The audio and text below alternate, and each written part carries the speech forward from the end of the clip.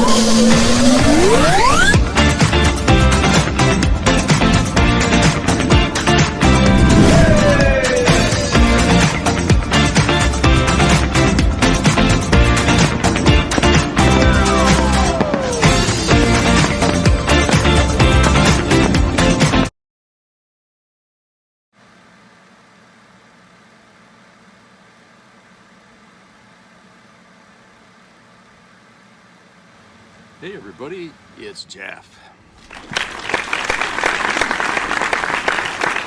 Hope everybody's having a good day.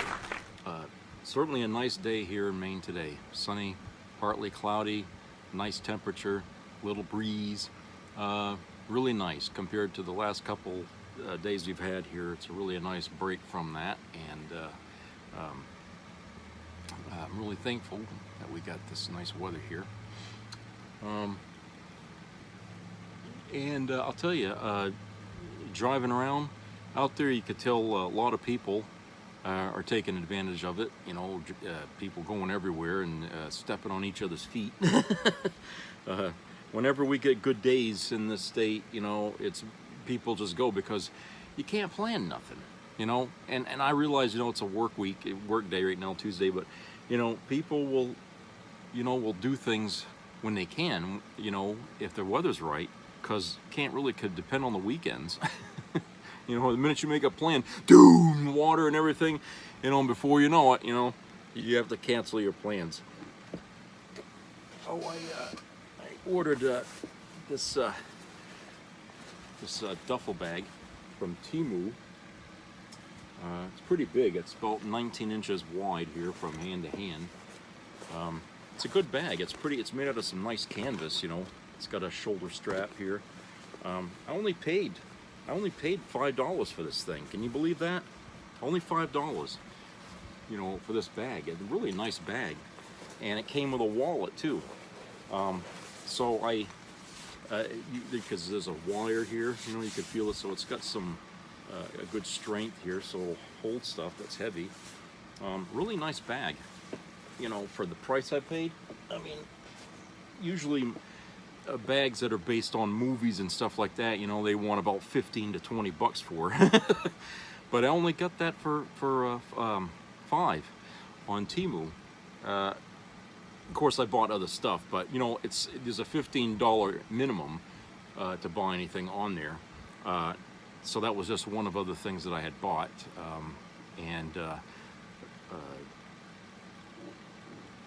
but for the price, you know, when I saw it, I was like, oh, that's going to be cool. I'll have that. And so, yeah, I mean, Temu, I really like Temu because you could find, you know, all kinds of different things on there. And everybody that I know that uses it, they like their return policy on there, and they like, you know, the idea they offer you like specials, discounts, stuff like that. You know, if you buy something, you know, in the next hour or so, you'll get this much off. I mean, they do this all the time. So I get lots of emails from Temu, you know, sending me these offers like that. We noticed you like this. We can offer less if you want it now. You know, so it's a good system. You know, I like it. I really like it a lot. You can find a lot of things on there that they used to sell around here in Bangor. But all the stores that did are gone. What the hell happened? You know, we used to have some really good stores around here to buy knickknacks like that and stuff, but Jesus, they don't last anymore now. It's just, I think everybody's getting these things online. You know, like the Christmas tree shop that was here, gone.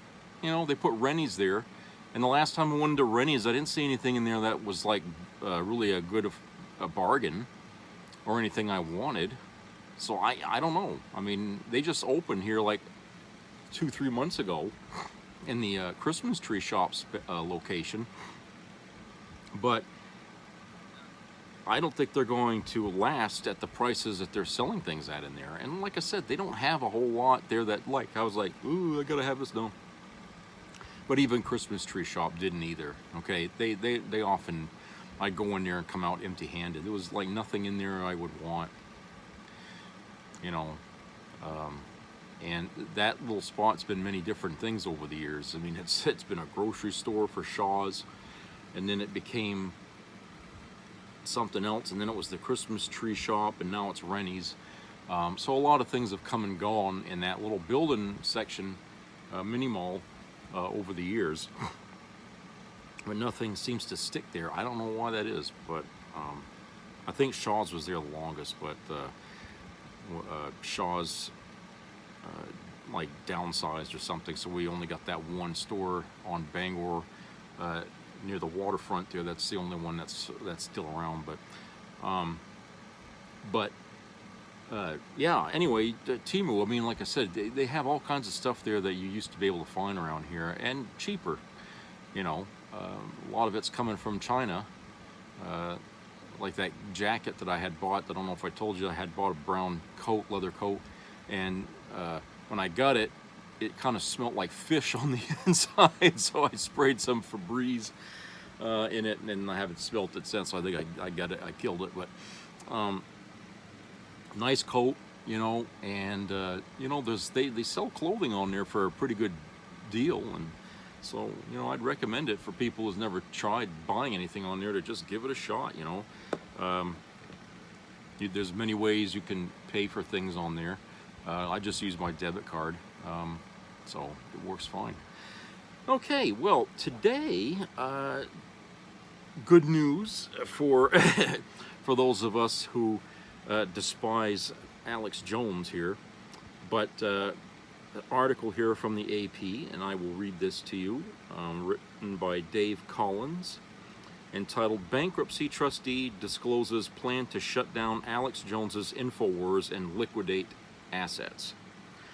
A U.S. bankruptcy court trustee is planning to shut down Alex Jones's InfoWars media platform and liquidate its asset to help pay the $1.5 billion in lawsuit judgments Jones owes for repeatedly calling the 2012 Sandy Hook Elementary School shooting a hoax.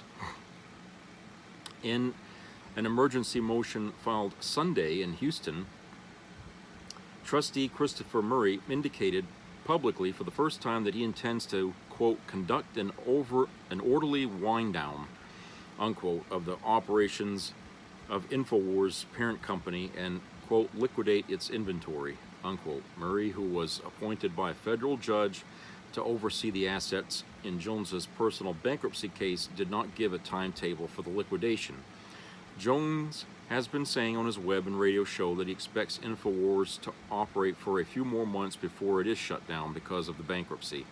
But he has vowed to continue his bombastic broadcasts in some other fashion, possibly on social media. He also had talked about someone else buying the company and allowing him to continue his shows as an employee. Murray also asked U.S. bankruptcy judge Christopher Lopez to put an immediate hold on the Sandy Hook family's effort to collect the massive amount Jones owes them. Murray said those efforts would interfere with his plans to close the parent company, Free Speech Systems in Austin, Texas, and sell off his assets, with much of the proceeds going to the families.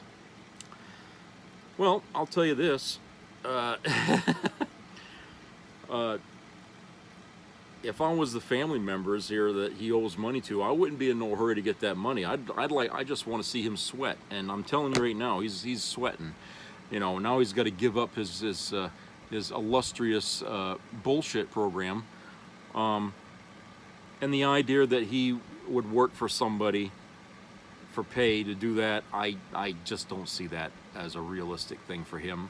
He'll probably go the route of just like opening up a YouTube channel or something like that and do what I'm doing. for, you know, where it doesn't cost him anything, and shoot his mouth off that way. That to me would seem to be more like, because he's already got a fan base, okay? All he's got to do is tell his fans, go to this YouTube channel, this is where I'll be, and he'll get, you know, so why bother working for somebody that'll buy his company? You know, I don't see that as a realistic thing. You know, you can do a lot on YouTube that I'm not doing, you know, because it would cost money, and then I'd be out there asking people, donate, donate. No. There's a lot of things you can do on YouTube that would, you know, you'd have to spend money, you know, for advertising and stuff like that for your channel and everything. And, you know, he can elevate his YouTube channel to close to being what his InfoWars was. But then, of course, he'd be under certain restrictions from YouTube, you know, like things you can say and not say. You know, and since he's an out-and-out liar, you know, I think that, you know, he'd run into conflicts there, I guess. But to start, you know, he could start there on YouTube and just kind of begin there until he can figure out another way to get himself out there. But for him to work for somebody, no, I don't see that. I really don't. I don't think he's that kind of guy that would make it beneath him to work for anybody. You know, his ego would not allow that.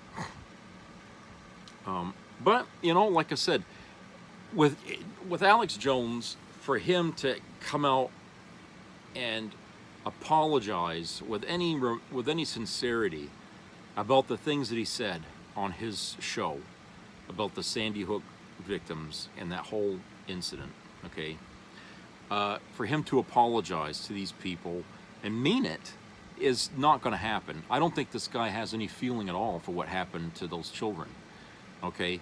I mean, if he cared at all about that whole disaster, he never would have started all that tirade to begin with, right? You know, I mean, talking ill of the dead, I mean, is a curse. You know, when you start, you know, saying, oh, these people were all actors. You know, the kids too, the victims, the dead, they were actors. I mean, is that what you're saying? You know? And how could anyone believe that? Even he argued in court, well, that's what I believed. Well, how the hell can you believe something like that? We see these shootings happen all the fucking time, and you pick that one to say it was a hoax? After all the hundreds of others that we've had down through, you know, all of a sudden, oh, this one is a hoax, you know? You know? Now, like I said, that comes from a person that's got no fucking soul. He really doesn't. You know, he doesn't care. It's all about me. Okay, he shares Trump in that regard. Okay, he can say it and do whatever the fuck he wants because it's all about bolstering him, making money, getting viewers and listeners and believers to follow him. Okay, it's like I told you before, many times before, I can say anything I want on these videos I'm doing, and I can get at least 100 people to believe it. Okay, but I'm not that kind of person. I'm not going to sit up here and lie to your face just to get viewers. No, I'm not going to do that. What do I get out of something like that? You know, all it's going to do is create more stress and anxiety from people that know the truth and are going to sit there and call you're a fucking liar. You know, why would I want to get involved in that? Okay, that's ridiculous. If you're going to do YouTube videos, at least be genuine with the people that watch, so that way they know. Okay, that way they know that, hey, he's not making this up. He's telling me what he feels, what he believes, okay?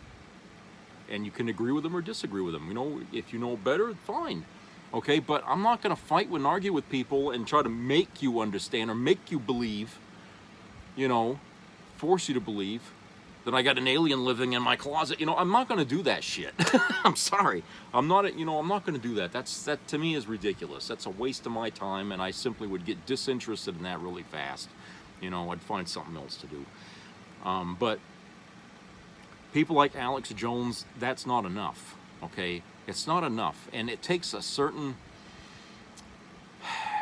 I mean, I want to say ambition, but there's got to be a negative side to ambition too, right? And there must be a word for that.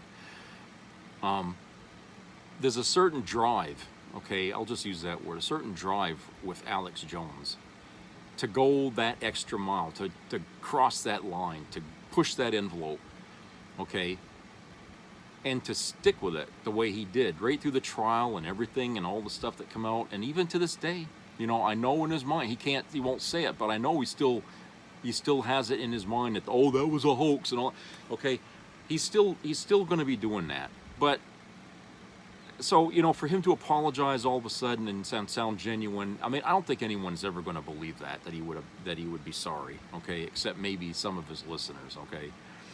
In fact, they'd probably call him weak if he ever did anyway, and he doesn't want to look weak. That little hissy fit cry session that he had there 2 weeks ago on his show, I mean, that was acting all around. That was trying to draw sympathy for himself. Okay, he did that, and when he wasn't even, there were no tears. It was like, you know, all that shit. You know, he was just pretending. You know, pretending. I mean, this is a guy, as weird as this sounds, with an ego like his, he will look weak in order to draw more attention, because that, you know, that's more important than just that moment of looking weak, is to get more attention. Okay, I knew some kids in junior high and stuff who would do shit like that, and apparently Jones never grew out of that. I guess that's still something that he, you know, commits to wholeheartedly. You know, unfortunately, people watch that, and when I think of that, I think, well, no wonder the TV shows that are on television now are so sucky, you know, because people today will listen and watch bullshit, you know, till the cows come home. They love it. You know, the internet's full of that stuff. You know, people on there talking about stuff they know very little about, but they sound convincing, you know. And so I feel like, you know, it's crazy. You know, a crazy world we're living in, where people are drawing their entertainment from some pretty bad places, you know. And for Alex Jones, I mean, his show, even though it drew a lot of watchers and stuff, I mean, most of what he was on there, it was sort of like QAnon, I guess, for the most part, I guess. And he certainly comes off as that, especially when he's talking about Sandy Hook. I mean, he thinks that was a whole big conspiracy, you know, to try to hurt the NRA or try to get, you know, legislation passed so that way they can limit or regulate gun ownership more, which is, oh, geez, that's such a bad thing. You know, I don't think we have to create incidents to do that. There's plenty of them that go on every day in this country that would we could pick and choose, you know, our example here to go by any day of the week. You know, what happens here, what happens there, you know, guns in play. You know, we don't have to create incidents like that to make our point. The point's being made every fucking day. You know, we have a problem here. Now, even though crime in this country has come down to an all-time low overall, thanks to Biden's actions, you know, the gun crime problem is still there, you know, and it still happens, and you know, we still have to deal with it. You know, I mean, crime's never actually ever going to go away, that we know, but we certainly can limit, you know, these mass shootings here down to a level that you know, at least we can feel like we're going in the right direction. And who the hell's going to want to stand in the way of that? You know, I mean, you can't tell me that these people out there, like Alex Jones and all them, want to see, you know, more killings. You know, I mean, to them, that's, you know, they can live with that. What if it's their kid or something like that, or a family member of theirs that gets shot and killed for no goddamn reason? You know, I don't know, but Jones won't apologize. He'll never show any remorse. So what you got to do with a guy like that is force him to suffer along with those who did suffer for years, being harassed by Jones listeners, you know, people calling, threatening, harassing them, stalking them even. I mean, there are all kinds of police reports about, you know, these victims who were just being, you know, inundated by Alex Jones listeners, you know, threatening them and doing all this stuff. And for a long time they didn't do anything about it until they just said enough is enough, you know, and so they had to take action. And I don't blame him. Of course, I'd have got to it sooner, but, you know, with Jones, I mean, the longer you let something like that play out, the more powerful a guy like that becomes. And you don't want that guy to have that kind of power. So what you do is you kick the legs out from under him as much as you can. And that's what they've done. And he don't like that, okay? He feels he's the victim now. Even though he victimized people for years on his show and got his followers. He may not have told them to do this, but they did it anyway. Okay. Had his followers, you know, harassing them, and of course he wouldn't say anything about that on his show. And so he basically, you know, trashed these people, slandered them, you know, in the worst way possible. And so now that the table is reversed and they're going after him and his property, his assets, and any fucking money he's got, I say, good, let that drag out for the same amount of years that he did on his show. Let that go on year after year after year after year. Keep that, limit this guy. You know, that's kind of like with the, during the OJ case, after the OJ case, Nicole Brown and her family basically just attacked OJ's assets. Okay, they made him suffer right up till the day he died. Okay, they made it impossible for him to live, because that was the best. That was the most they could do to him. He lost that civil case that was against him, and therefore that's monetary damage he had to pay. All right, and you know, he lived miserably after, even though he won his case in the murder case. Even though he won and was exonerated of the murder, he suffered the rest of his life under the civil case, which, even though it wasn't exactly what the Browns wanted, at least they had the satisfaction of knowing that this man was going to be suffering just to survive, you know, give him what he is. And of course, you know, he just made things worse as the years went on, and he finally died of cancer. And so, you know what I'm saying? That's what I hope they'll do to Alex Jones, because that's the only way he's ever going to understand, I think, in some way, what these victims had to put up with because of his mouth. So let's go to a commercial break. We shall return.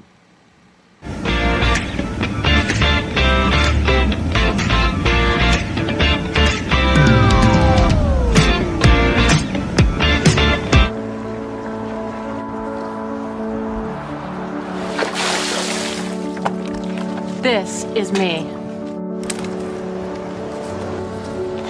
This is me.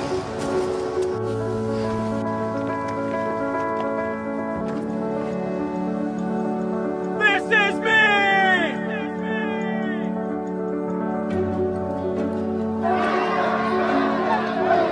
This is me. I'm Alex Curtis. I'm a lobsterman in Maine, and this is me. I'm Ruth McLaughlin, and this is me. I'm Eric Hopkins. I'm an artist, and this is me. This is me. Me. This is me. This is me. This is me. At the end of the journey, the main thing is you. Original. American security. It's a president's and a party's highest calling, protecting us in a dangerous world. Standing strong against all enemies. It's why Americans are outraged that Trump's MAGA party is deliberately leaving us open to attacks. They refuse to protect the border, shutting down the toughest bipartisan border security law in decades. Instead, they're helping the cartels, the coyotes, and the human traffickers just to score political points. Worse, they're backing Vladimir Putin's murderous regime. MAGA Republicans have cut off weapons and support to the free people of Ukraine. If they're not going to pay, we're not going to protect. They want Putin to win. Weak on the border, weak on national security. We know what side the MAGA GOP is on, and it's not America.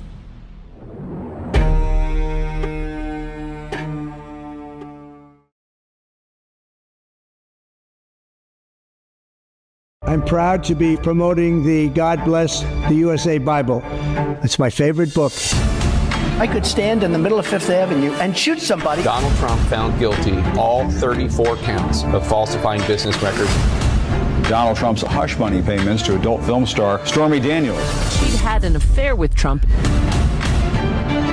I am the chosen one. The Trump Organization frauded the state of New York. $354 million. I'm very greedy. We must make America pray again. How stupid are the people of the country to believe this crap?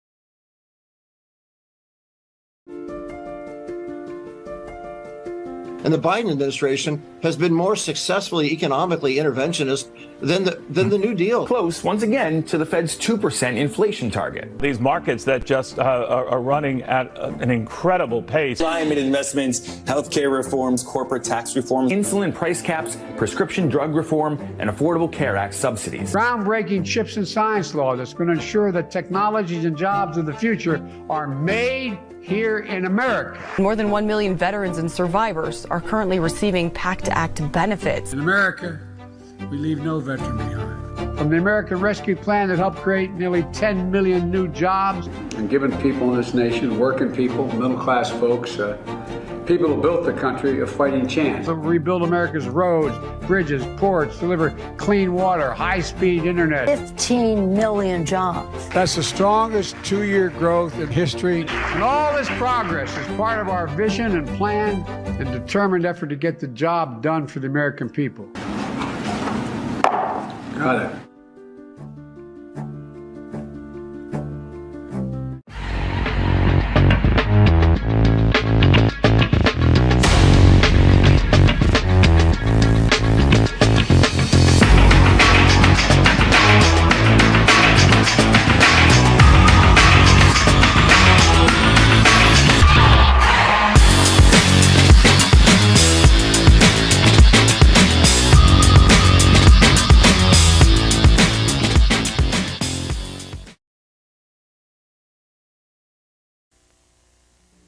Be a part of the entertainment value of a lifetime.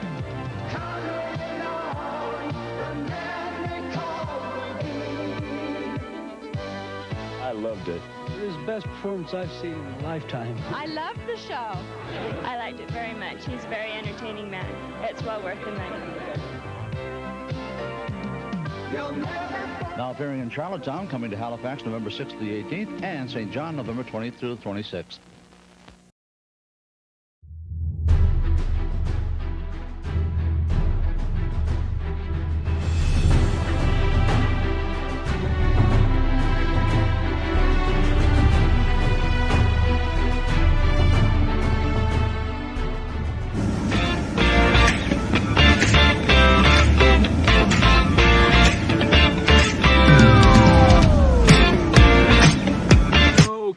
Everybody, welcome back. All right, so I found an article here on Axios, written by Neil Irwin, and it talks about, it makes a comparison article about Trump and Biden and who ran up the most debt while they were president. Okay, sort of like, you know, Trump had 4 years, Biden had 4 years. Who did the worst as far as debt? So the title of this story is Trump ran up national debt twice as much as Biden, new analysis, and this was published yesterday. Okay, Former President Trump ran up the national debt by about twice as much as President Biden, according to a new analysis of their fiscal track records. Why does this matter? The winner of November's election will face a gloomy fiscal outlook with rapidly rising debt levels at a time when interest rates are already high and demographic pressure on retirement programs is rising. Both candidates bear a share of the responsibility, as each added trillions to that tally while in office. But Trump's contribution was significantly higher, according to the fiscal watchdogs at the Committee for a Responsible Federal Budget, thanks to both tax cuts and spending deals struck in his 4 years in the White House. By the numbers, Trump added $8.4 trillion in borrowing over a 10-year window, CRFB finds in a report out this morning. Biden's figures clock in at $4.3 trillion with 7 months remaining in his term. If you exclude COVID relief spending from the tally, the numbers are $4.8 trillion for Trump and $2.2 trillion for Biden. For Trump, the biggest non-COVID drivers of higher public debt were his signature tax cuts enacted in 2017, causing $1.9 trillion in additional borrowing, and bipartisan spending packages, which added $2.1 trillion. For Biden, major non-COVID factors included the 2022 and 2023 spending bills, $1.4 trillion, student debt relief, $620 billion, and legislation to support health care for veterans at $520 billion.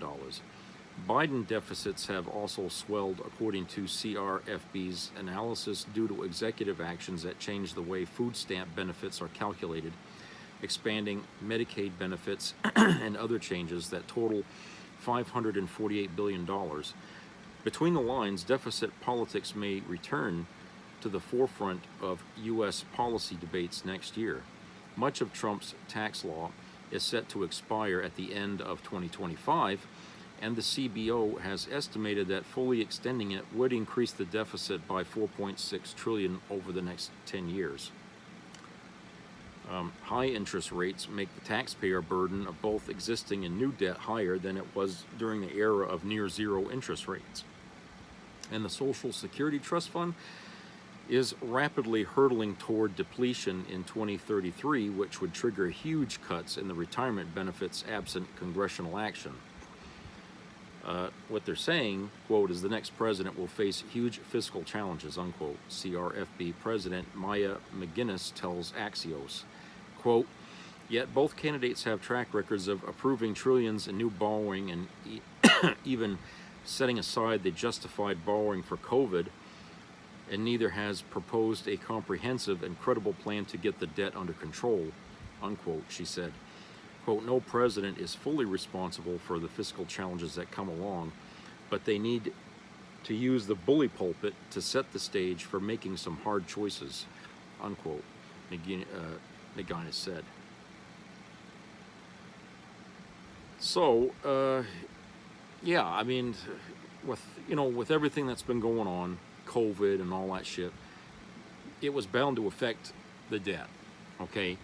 I mean, think about all the checks that were being given out to people to help them after they lost their jobs or something and everything, and then all the students out there that were falling deeper in the hole, unable to pay their tuitions or whatever.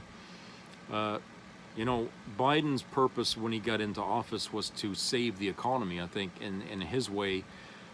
This was the quickest way to do it, because he needed to get immediate relief out there fast, because I think the advice he was getting from his staff was showing that, if we don't do something now, it could get too bad and we may not be able to, guarantee, the economy will be saved. And even though the economy is doing better now since he got in there, in some respects, it's purring along, that deficit is still, looming over our heads, and when it comes down to who do you think is going to take more responsibility to fix that, I can't imagine Trump being the one that'll be there to do something about that, okay? And really the numbers about how much, more debt Trump put, it really is about what did he do with that money, okay? And like it said, he gave back, he made tax cuts, okay?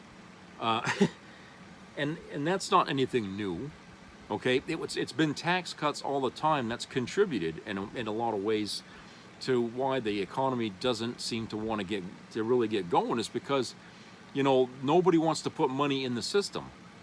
They want to keep it all. They want to hoard all the money. And so he made it that way. He made it, easier for people to hang on to their money by taking it out.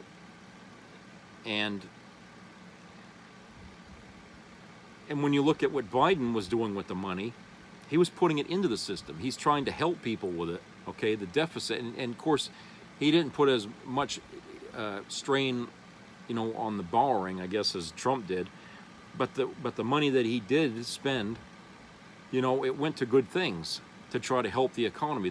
So it's like you're looking at two guys with two different trains of thought here about who's more important in this country, the rich or the poor, or the middle class, You see? And right here, the numbers basically are showing you that this is the reason why we had why there was debt, 4.8 trillion in debt added to the deficit, and why there was 2.2 trillion added to the deficit under Biden. And you break it down to find out what these people were spending the money on, and you find out that, hey, this guy was doing it this way to try to do things for, for a certain segment of society, and the other guy came in there doing things the other way to try to help out a certain segment of society. I mean, this whole campaign is like a contrast of a positive and a negative, really. And I mean, there's so many. These two people are so opposite of one another, and it's incredible. I mean, at a time like this, our country's really being given, a binary choice. I mean, we always get a binary choice, but never one is so stark as this in contrast. I mean, it's so like a black and white, yes or no, 1 or 0, I mean, kind of choice, and the person you vote for says a lot about who you are in this election, okay? And so it's not really good for people to go around certain people to go around with bumper stickers saying who they're going to vote for, because when you're a person like me that's looking at these two candidates and the way I see them, you're actually either going to compliment yourself or you're going to cut your own throat. And I'm not saying someone's going to do that, but I'm just saying that, you're either walking around with your ass hanging out or you're walking around clothed. Okay, and that's how I see it. It's really such an obvious choice who the one you want to be in there, okay? Because, like I said, Trump never shown as president any responsibility for much of anything. He didn't accomplish anything, despite all the money that he spent, and the money that was sent out, tax cuts and all that. All the things that he did. He doesn't have much to show for his time in office. And that big deficit, I mean, what he did with it to create that deficit is really short-sighted, So he wasted a lot of money that really didn't do anything for the economy, because it was still dropping even after he was after Biden won the presidency. He still had to save it. So all that money he spent, the deficit and all that, I mean, what did he have to show for it? Nothing. At least Biden can say, well, I created 2.2 trillion in debt, but this is what I used that money for. And who's going to look at what the answers to that and say, well, it was frivolous spending? No one's going to say that, because he was trying to help the fucking economy. And he did. I mean, considering how we were 4 years ago to today, we are better off today than we were then. I mean, way better today. And so, people should be, it's sort of a mixed thing. Like, we're happy, but we just don't like the deficit. Okay, yeah, but every administration,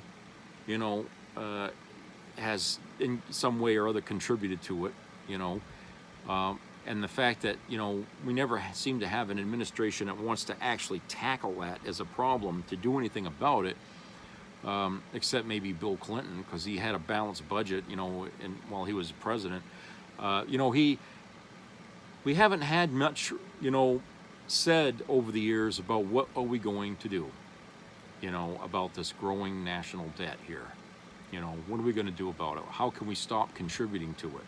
You know, why are we contributing to it? And what can we do to reverse it if it's possible? You know, because it does hurt our national standing with the rest of the world when our money is constantly devalued because of our deficit. And that's what's happening here. You know, $1 today won't buy the same amount of shit tomorrow. I mean, it's a constant struggle to save the dollar, you know. And, you know, only in my mind, only in emergency moments and responsible thinking can justify, you know, adding to a national debt. And I think that's the way Biden saw it. Tax cuts was not an emergency thing that needed to happen. Okay, Republicans have been screaming about tax cuts since I was a fucking itch in my dad's pants. Okay, they've always wanted to make it easy for the rich to get richer. Okay, so that argument, they just took advantage of the whole time that Trump was president to get what they wanted. Okay, what's sad is that the you know, the incoming administration, which sometimes is usually Democrat, they don't roll these things back. Okay, and they should. But I think because they get so much resistance from the business sector that they're afraid to. They can scream and holler about it, but they never do anything about it. And that's what kind of pisses me off about, you know, the Democrats, is they don't really, I mean, they bitch about, oh, you guys gave tax cuts, but what are you going to do to undo it? They don't do anything. They need to roll all the tax cuts back from the Reagan years all the way up, you know what I'm saying? And they never do it. They just keep it the way it is. You know, and you know, that's one thing I don't agree with Democrats with is, you know, if you're going to bitch about something, do something about it. Don't just keep using it as a campaign issue to run on the following election cycle. Get out there and let people know that, you know, educate them first about why tax cuts are wrong, and then commit to doing something about it, so that way you have support for it when the time is right. You know, but like I said, that's not what they do. So, like I said in the article, that Trump's tax cuts, so they phase out, I guess, at the end of next year, so, you know, they're going to have that problem along if Biden wins for a whole other year, and maybe only then, after that year is up, that he can do something. I don't know, but you're certainly not going to get any detailed idea about what Trump is going to do about that in the debate Thursday, because his goal getting into that debate isn't going to be about telling the people what he wants to do. It's going to be about what Trump, Biden this, Biden that, he's wrong, he's old, he can't talk, you know, that's what Trump's going to be all about. Okay, and then he's going to be talking about fucking you know, international issues, which he doesn't give two shits about. Okay, and I feel like, you know, the debate really is going to be you know, a monkey debating Einstein. I mean, that's really what it's going to boil down to. So why some of us are going to watch that, I don't know. Honestly, I think it's beneath me to even watch that, because I already know who I'm going to vote for in November. I don't need to put it in my face, you know, as if I haven't made up my mind yet. I've already made up my mind. I knew before even getting into this campaign year who I was going to vote for, because who wants the zero instead of the other option? Okay, who wants that? It's a no-brainer. This election is really a no-brainer, and you don't have to be that smart to understand why it's a no-brainer, because Trump just ain't it. He's not the guy. He wasn't the first time. He still ain't now. I can't imagine any time in American history where we could have used a guy like Trump as president. I can't really think of that. So when he talks about make America great again, what point in American history did he think it was great? Because all I can remember and all I was taught in history is it's been a struggle to get here. You know, it's been a fucking struggle. And a lot of people, a lot of injustice done along the way, a lot of people thrown under the rug, under the bus along the way. And, you know, I can't imagine anybody in this America, in the United States that can point to a time that they thought it was great, unless, you know, they're talking about their childhood or something like that. Everybody's childhood was always better than their adulthood because, you know, when we didn't have to have as many worries, okay? But to conflate that and say that that was when America was great, no, you're looking at that from a child's point of view. If you were an adult living those years, it wouldn't have been such a great time, you know, considering what happened in those years in the history books, right? That's why I say it's important for people to read history.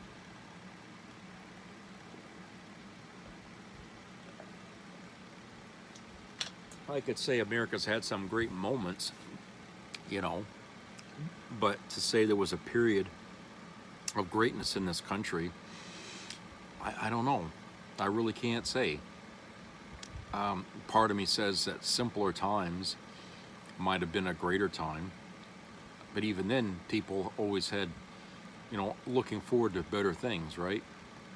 We always look to say we can do better, you know. So to say that we had and lost a great period in American history, you know, in my lifetime, I can't put my finger on that. I can't. I really can't. All I can say is in my own personal life, you know, I've enjoyed aspects of my childhood and look at those years as being great. But as an adult, I know that I'm looking at that through rose-colored lenses, okay? I'm not stupid enough to think that those were great times, because they weren't. When I was older and read more about the history of the 70s and stuff like that, I could see there was a lot of shit going on in that decade, a lot of shit that was tearing this country apart. And they were not great times for this country, you know. And, you know, certainly, you know, people have to admit that, you know, whatever era you think was great, ask yourself, how old was I then at that time? And did I actually read about that era afterwards and see what was going on politically in this country then? You know, I think you're going to find there was a lot of stuff in the air, as it were, movements and things like that, that people wanted to see this country change for the better. So for Donald Trump being born into wealth, maybe that's what he's talking about when he says make America great again. Maybe he's talking about his childhood and how he got everything he wanted, and how you know, things that his father taught him that were so simplistic, you know, maybe that made sense to him, and so he looked at those years as great years, right? You know, his playboy activities, you know, the people he'd meet, the shit that he'd do, the laws he broke and got away with. You know, maybe that's what he's talking about as a great America, you know. But nobody can have what he had, okay? Because we'd all have to be billionaires, right, in order to have that kind of an America. But we can't. So, you know, you have to make America great in a different way, in a way that he doesn't believe in. You see, that's the problem with Trump, is he thinks of wealth and all that as being great, but it doesn't always bring greatness, okay? A lot of rich people have had some pretty bad times, you know, in their lives. I mean, if there's any way to fuck up a good thing, a person will do it, you know. But as a country as a whole, when not everybody in this country can feel like they're happy and satisfied, got a roof over their head and all that, I mean, those aren't good times. And there's been a lot of that where people have not all felt good, you know, about living in America. And it's hard for them to get help from the government. So when you're confronted with that, I mean, that's not a great time. But when people do feel good about the direction their country's going, okay, and they don't have too many gripes, and they don't feel like their rights are being stepped on, or that someone's, or that crime is through the roof, or, you know, kids. I mean, maybe then they'd say, well, this was a great period in American history. This was the golden age of America, okay? But we haven't had that, really. We haven't had that golden age in America. I mean, people say about before the Wall Street crash. Well, even then, that wasn't, like, that great. I mean, this is, you know, but, you know, we just, it really is a ambiguous catchphrase for a campaign, make America great again, because they don't even know what the hell that means. You ask any of those people, ask any of those MAGAs one at a time, when do you think America was great? You know, and they're going to reach back to a time probably when they weren't even around, so how the fuck would they know? You know what I'm saying? I heard some people talking about the 1800s or shit like that. It's like, well, how the hell would you know it was so great when you weren't even born then? You know, it's like, they don't even know, okay? They can't. They can't. It's just dream. You know, it's a fucking dream, MAGA. You know, that's all it is. It's just a fantasy. Trump makes them think that there was a great time in America, but they can't. Not a single one of them can agree on when that era was. And neither can Trump. Has he ever said exactly when America was great again? No. Because he'd know if he said something, somebody'd say, well, I don't remember it like that, you know. So even he won't say what it is. It's just a catchphrase, okay? You know, it's just a catchphrase, and it has no meaning. Therefore, it's as thin as a sheet of paper. It means nothing, okay? It's just to make people believing a lie, putting a label on that lie, and it makes them feel good. That's all it is. Okay, so that's it for today. Hope everybody has a great rest of the week. Subscribe, comment, share, and keep your ears open for health-related matters out there, okay? And treat each other kind, okay? And, you know, enjoy the weather when you get good weather. I know we've had some pretty bad storms. I heard something about FEMA could be short of money when the hurricane season happens again there, you know. So it's already costing the country a lot already, and we haven't even finished the year for goddamn, you know, natural disasters here. So whenever the weather's nice, enjoy it, because it may not last long. So I'll see you all on the other side. Take care. Bye-bye.